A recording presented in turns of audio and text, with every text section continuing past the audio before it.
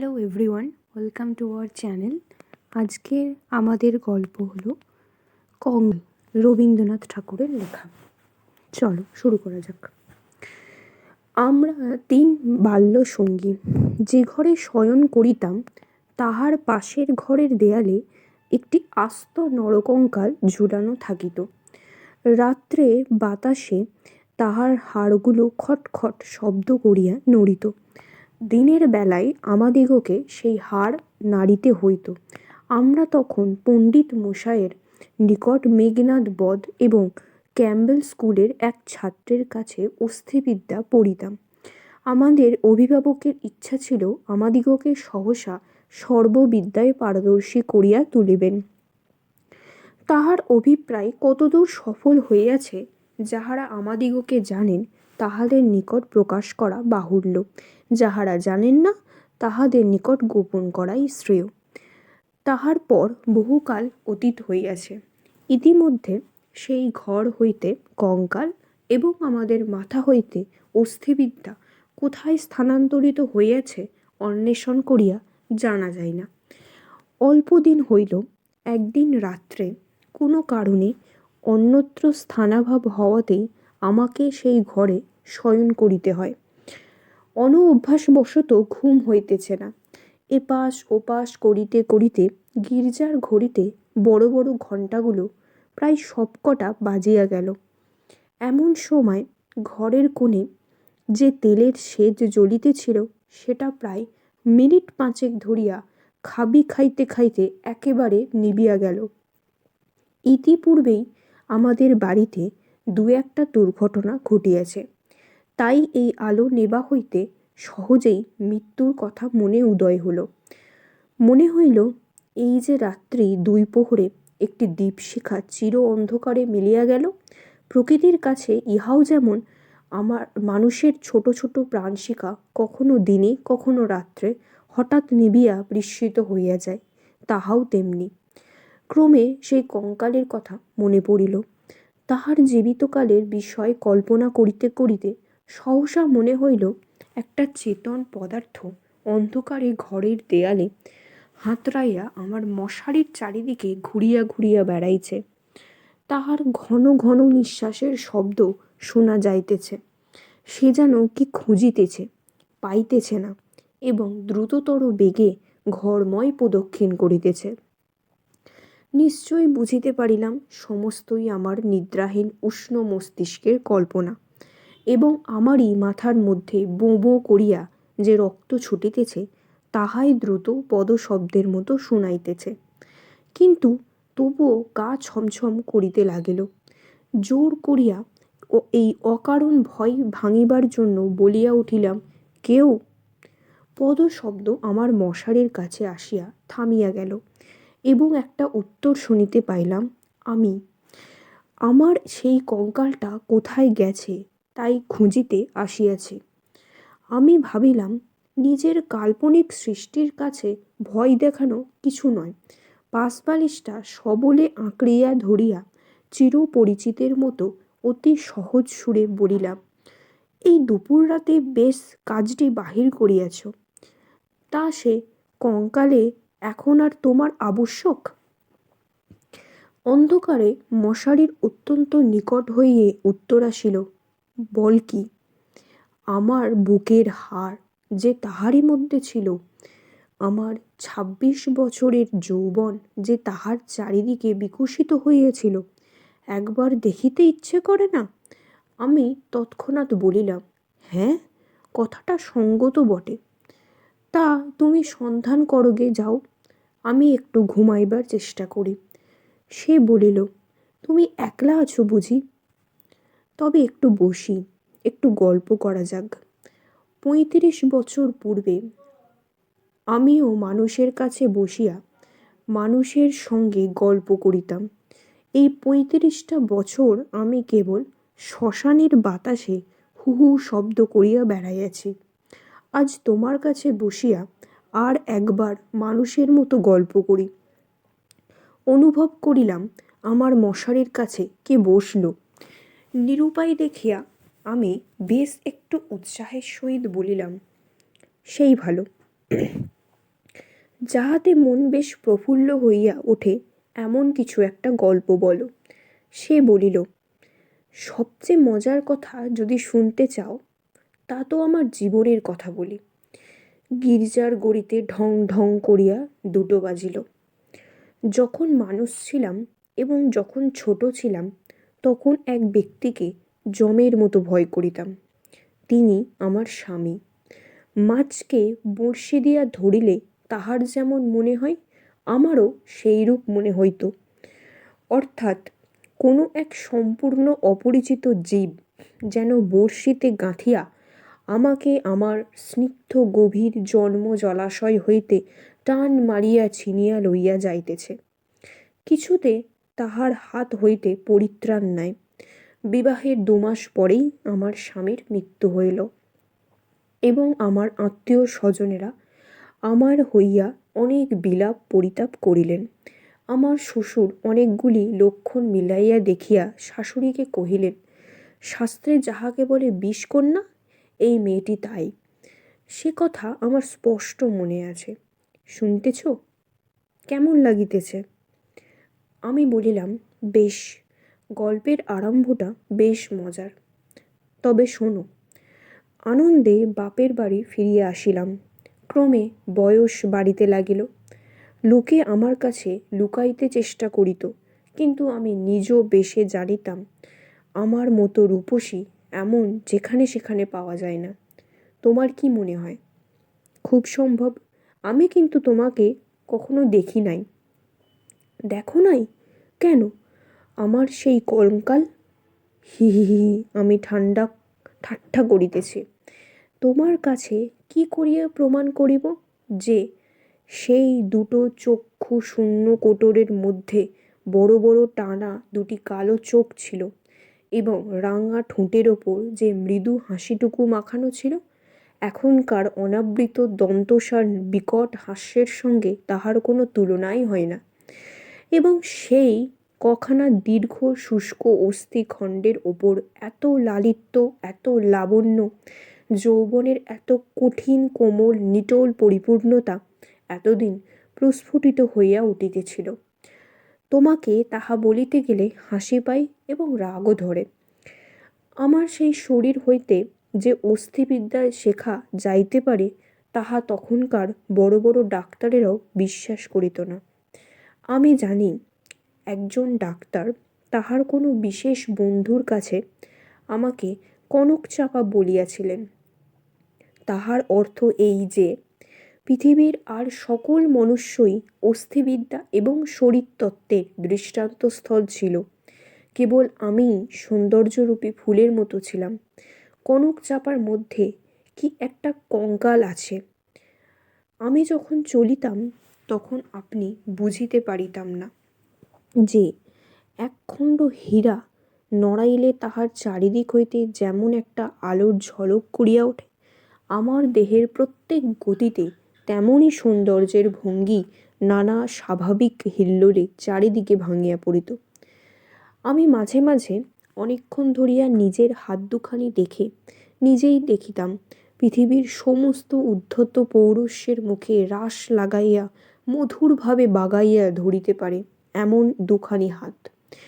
সুভদ্রা যখন অর্জুনকে লইয়া দৃপ্ত ভঙ্গিতে আপনার বিজয়রথ বিস্মিত 3 লোকের মধ্যে দিয়া চালাইয়া লইয়া গিয়েছিলেন, তাহার বোধ করি এইরূপ দুখানি অস্থূল সুরল বাহু, আরক্ত করতল এবং লাবণ্য শিখার মতো অঙ্গুলি ছিল। কিন্তু আমার সেই নির্লজ্জ নিরাভরণ চিরবিদ্ধ কঙ্কাল তোমার কাছে আমার নামে মিথ্যা সাক্ষ্যই দিয়াছে। আমি তখন নিরুপায় নিরুত্তর ছিলাম। এই জন্য পৃথিবীর সবচেয়ে তোমার উপর আমার বেশি রাগ। ইচ্ছা করে আমার এই 16 বৎসরের জীবন্ত যৌবন তাপে উত্তপ্ত আরক্ত রূপখানি একবার তোমার চোখের সামনে দাঁড় করাই, বহুকালের তোমার মতো 2 চক্ষে নিদ্রা ছুটাইয়া দিক, তোমার অস্থিবিদ্যাকে অস্থির করিয়া দেশ ছাড়া করি। আমি বলিলাম, তোমার গা যদি থাকিত, গা ছুঁইয়া বলিতাম, সে বিদ্যার লেশমাত্র আমার মাথায় নাই। আর তোমার সেই ভুবনমোহন পূর্ণ যৌবনের রূপ রজনীর অন্ধকার পটের ওপর জাজ্জল্যমান হইয়া ফুটিয়া উঠিত। আর অধিক বলিতে হইবে না, আমার কেহ সঙ্গিনী ছিল না।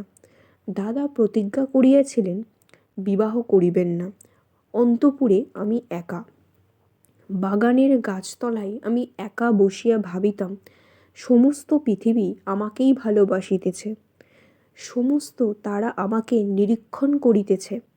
বাতাস ছল করিয়া বারবার দীর্ঘ নিঃশ্বাসে পাশ দিয়া চলিয়া যাইতেছে, এবং যে তৃষানয়ে পা দুটি মেলিয়া বসিয়া আছি তাহার যদি চেতনা থাকিত তবে সে পুনর্বার অচেতন হইয়া যাইত। পৃথিবীর সমস্ত যুবা পুরুষ ওই তৃণপুঞ্জ রূপে দল বাঁধিয়া নিস্তব্ধে আমার চরণাবর্তী হইয়া দাঁড়াইয়াছে, এইরূপ আমি কল্পনা করিতাম। হৃদয়ে অকারণে কেমন বেদনা অনুভব হইত। দাদার বন্ধু শশী শেখর তখন মেডিকেল কলেজ হইতে পাশ হইয়া আসিলেন। তখন তিনিই আমাদের বাড়ির ডাক্তার হইলেন। আমি তাহাকে পূর্বে আড়াল হইতে অনেকবার দেখিয়াছি। দাদা অত্যন্ত অদ্ভুত লোক ছিলেন। পৃথিবীটাকে যেন ভালো করিয়া চোখ মিলাইয়া দেখিতেন না। সংসারটা যেন তাহার পেয়ে যথেষ্ট ফাঁকা নয়, এই জন্য সরিয়া সরিয়া একেবারে প্রান্তে গিয়া আশ্রয় লইয়াছেন। তাহার বন্ধুর মধ্যে এক হচ্ছে শশী শেখর। এই জন্য বাহিরের যুবকদের মধ্যে আমি এই শশী শেখরকেই সর্বদা দেখিতাম। এবং যখন আমি সন্ধ্যাকালে পুষ্প তরুতলে সম্রাজ্ঞীর আসন গ্রহণ করিতাম তখন পৃথিবীর সমস্ত পুরুষ জাতি শশী শেখরের মূর্তি ধরিয়া আমার শরণাগত হইত। শুনিতেছ? কি মনে হইতেছে? আমি স্বনিশ্বাসে বলিলাম, মনে হইতেছে শশী শেখর হইয়া জন্মিলে বেশ হইত। আগে সবটা শোনো। একদিন বাদলার দিনে আমার জ্বর হইয়াছে। ডাক্তার দেখিতে আসিয়াছেন। সেই প্রথম দেখা। আমি জানলার দিকে মুখ করিয়াছিলাম। সন্ধ্যার লাল আভাটা পড়িয়া রুগ্ন মুখের বিবর্ণতা যাহাতে দূর হয়, ডাক্তার যখন ঘরে ঢুকিয়া আমার মুখের দিকে একবার চাহিলেন তখন আমি মনে মনে ডাক্তার হইয়া কল্পনায় নিজের মুখের দিকে চাহিলাম। সেই সন্ধ্যালোকে কোমল বালিশের ওপরে এক ঈষৎকৃষ্ট কুসুম পেলেব মুখ, অসংযমিত চর্ণকুন্তল ললাটের ওপর আসিয়া পড়িয়াছে, এবং লজ্জিত আনমিত বড় বড় চোখের পল্লব কপোলের ওপর ছায়া বিস্তার করিয়াছে। ডাক্তার নম্র মৃদুসুরে দাদাকে বলিলেন, একবার হাতটা দেখিতে হইবে। আমি কাতরা বরণের ভিতর হইতে ক্লান্ত সুগোল হাতখানি বাহির করিয়াছিলাম। একবার হাতের দিকে চাহিয়া দেখিলাম, যদি নীলবর্ণ কাঁচের চুড়ি পরিতে পারিতাম তা আরও বেশ মানাইত। রুগীর হাত লইয়া নাড়ি দেখিতে দেখিতে ডাক্তার এমন ইতস্তত ইতিপূর্বে কখনো দেখি নাই। অত্যন্ত অসংলগ্নভাবে কম্পিত অঙ্গুলিতে নাড়ি দেখিলেন। তিনি আমার জ্বরের উত্তাপ বুঝিলেন। আমিও তাহার অন্তরের নাড়ি কিরূপ চড়িতেছে কতকটা আভাস পাইলাম। বিশ্বাস হইতেছে না? আমি বলিলাম, অবিশ্বাসের কোনো কারণ দেখিতেছি না। মানুষের নাড়ি সকল অবস্থায় সমান চলে না। কালক্রমে আরও 2-4বার রোগ আরোগ্য হইবার পরে দেখিলাম আমার সেই সন্ধ্যাকালের মানুষ সভায় পৃথিবীর কোটি কোটি পুরুষ সংখ্যা অত্যন্ত হ্রাস হইয়া ক্রমে একটিতে আসিয়া ঠেকিল। আমার পৃথিবী প্রায় জনশূন্য হইয়া আসিল। জগতে কেবল একটি ডাক্তার এবং একটি রোগী অবশিষ্ট রইল। আমি গোপনে সন্ধ্যাবেলায় একটি বাসন্তী রঙের কাপড় পরিতাম, ভালো করিয়া খোপা বাঁধিয়া মাথায় একগেছি বেল ফুলের মালা জড়াইতাম, একটা আয়না হাতে লইয়া বাগানে গিয়া বসিতাম। কেন, আপনাকে দেখিয়া কি আর পরিতৃপ্তি হয় না? বাস্তবে কি হয় না? কেননা আমি তো আপনাকে দেখিতাম না। তখন আমি একলা বসিয়া 2 জন হইতাম। আমি তখন ডাক্তার হইয়া আপনাকে দেখিতাম, মুগ্ধ হইতাম এবং ভালোবাসিতাম এবং আদর করিতাম। অথচ প্রাণের ভিতর একটা দীর্ঘ নিঃশ্বাস সন্ধ্যা বাতাসের মতো হু হু করিয়া উঠিত। সেই হইতে আমি আর একলা ছিলাম না। যখন চলিতাম নত্র নেত্রে চাহিয়া দেখিতাম পায়ের অঙ্গুলিগুলি পৃথিবীর ওপরে কেমন যেন করিয়া পড়িতেছে এবং ভাবিতাম এই পদপে আমাদের নূতন পরীক্ষোত্তীর্ণ ডাক্তারের কেমন লাগে। মধ্যাহ্নে জানালার বাহিরে ঝাঁ ঝাঁ করিত, কোথাও সারা শব্দ নাই। মাঝে মাঝে এক একটা চিল অতি দূর আকাশে শব্দ করিয়া উড়িয়া যাইত এবং আমাদের উদ্যান প্রাচীরের বাহিরে খেলনাওয়ালার সুর করিয়া চাই, খেলনা চাই, চুড়ি চাই করিয়া ডাকিয়া যাইত। আমি একখানি ধপধপে চাদর পাতিয়া নিজের হাতে বিছানা করিয়া শয়ন করিতাম।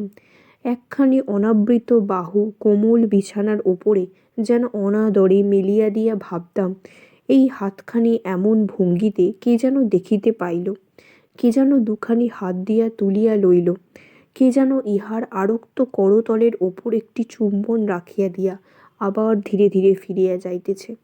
মনে করো এখানেই গল্পটা যদি শেষ হয়, তাহা হইলে কেমন হয়?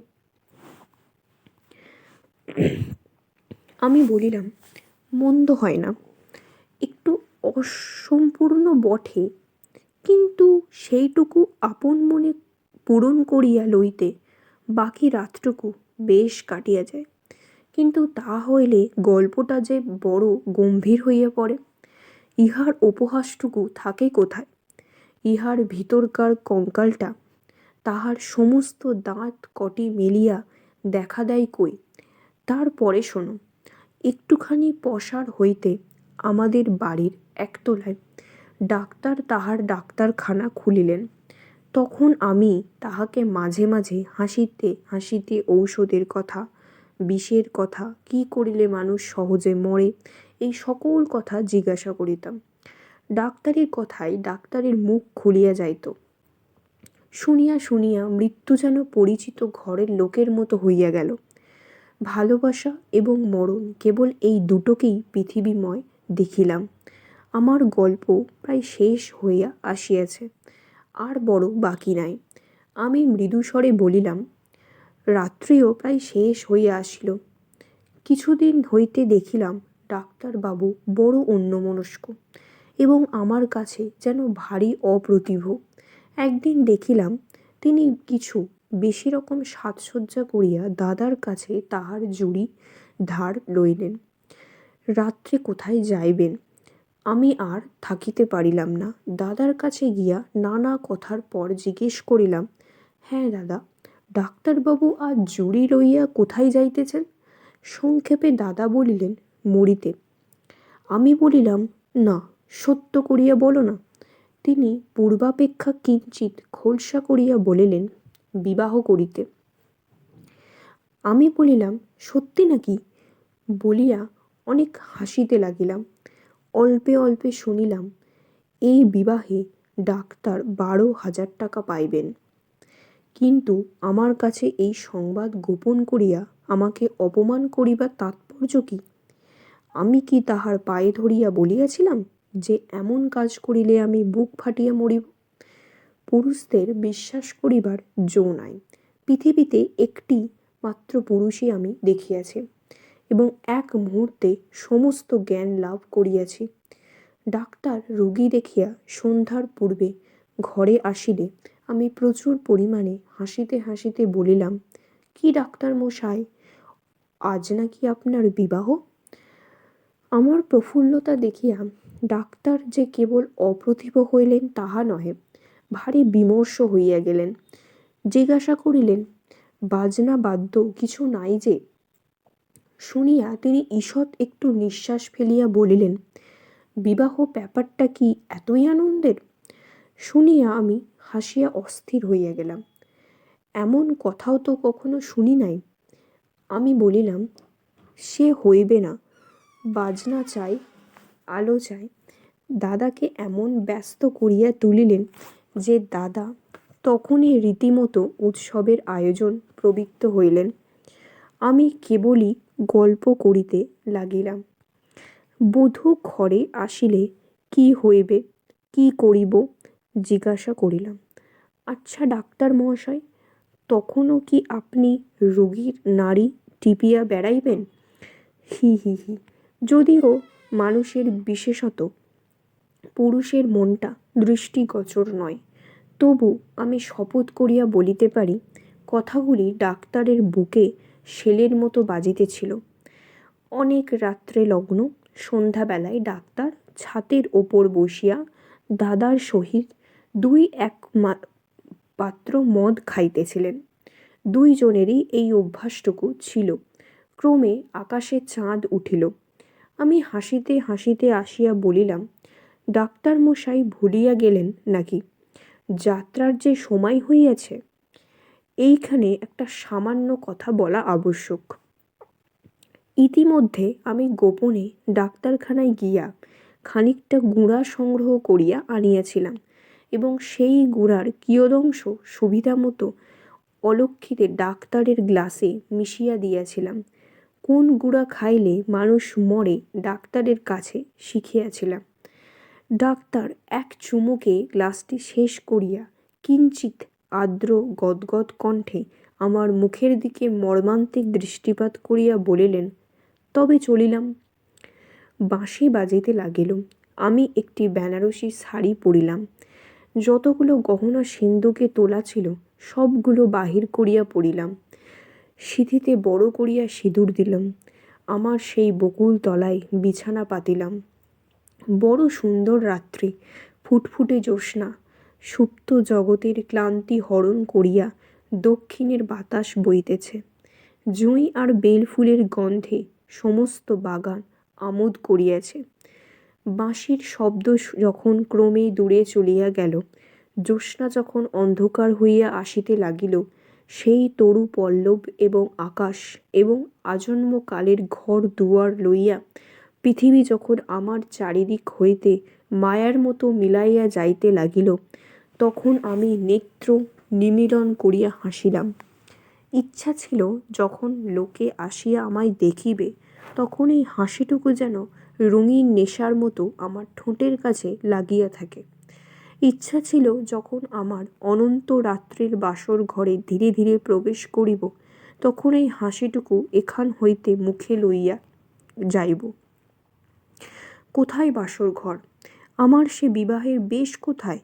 নিজের ভিতর হইতে একটা খটখট শব্দে জাগিয়া দেখিলাম, আমাকে লইয়া 3টি বালক অস্থিবিদ্যা শিখিতেছে। বুকের যেখানে সুখ দুঃখ ধুকধুক করিত এবং যৌবনের পাপড়ি প্রতিদিন একটি একটি করিয়া প্রস্ফুটিত হইত, সেইখানে বেত্র নির্দেশ করিয়া কোনো অস্থির কি নাম মাস্টার শিখাইতেছে। আর সেই যে অন্তিম হাসিটুকু ওষ্ঠার কাছে ফুটাইয়া তুলিয়াছিলাম, তাহার কোনো চিহ্নই দেখিতে পাইছিলে নাকি? গল্পটা কেমন লাগিল? আমি বলিলাম, গল্পটা বেশ প্রফুল্লকর। এমন সময় প্রথম কাক ডাকিল। জিজ্ঞাসা করিলাম, এখনো আছো কি? কোনো উত্তর পাইলাম না। ঘরের মধ্যে ভোরের আশ করিল। আজকের গল্প আমাদের এখানেই শেষ।